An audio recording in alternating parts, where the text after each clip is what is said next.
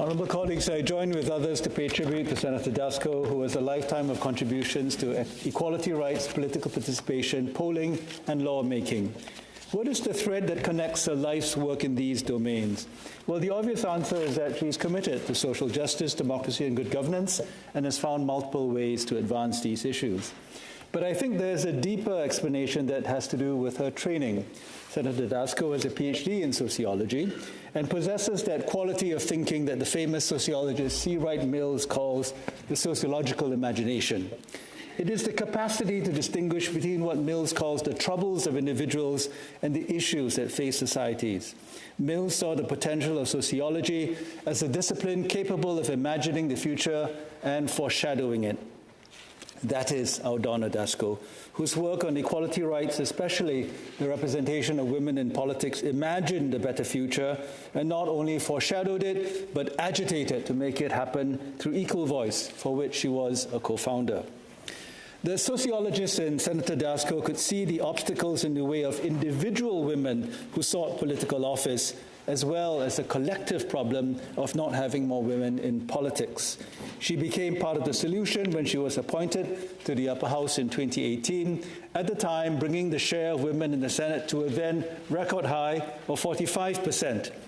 Even with gender parity in the Senate today, she is continuing to work on the foundations of equal representation through her bill S213, calling for more demographic information from the Chief Electoral Officer. Her legislative interests echo the thinking of Jürgen Habermas, another giant in sociology. He believed in the importance of the public sphere and the role of national debate in shaping public policy. If you ever wondered about Senator Dasko's fixation on leaders' debates in an election, the answer is a sociology training. Yet another famous sociologist, Anthony Giddens, once described polling as having a double hermeneutic. The first hermeneutic is the interpretation of the polling data, and the second is how the results of the poll can shape outcomes on that very issue. Senator Dasko not only understands the double hermeneutic, but she has, in her opinion polling on the Senate, added a third hermeneutic, which is the application of her own agency and political action in fostering a more independent Senate.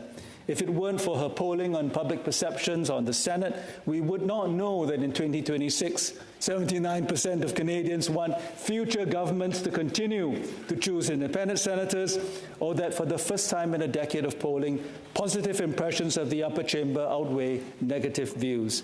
It is the triple hermeneutic of Senator Dasko's work in the Senate that has in part contributed to the steady improvement in public perceptions of the upper house.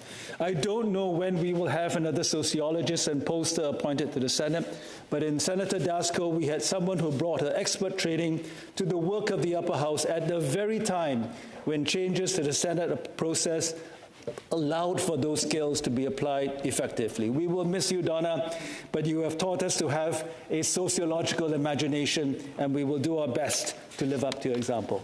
Okay.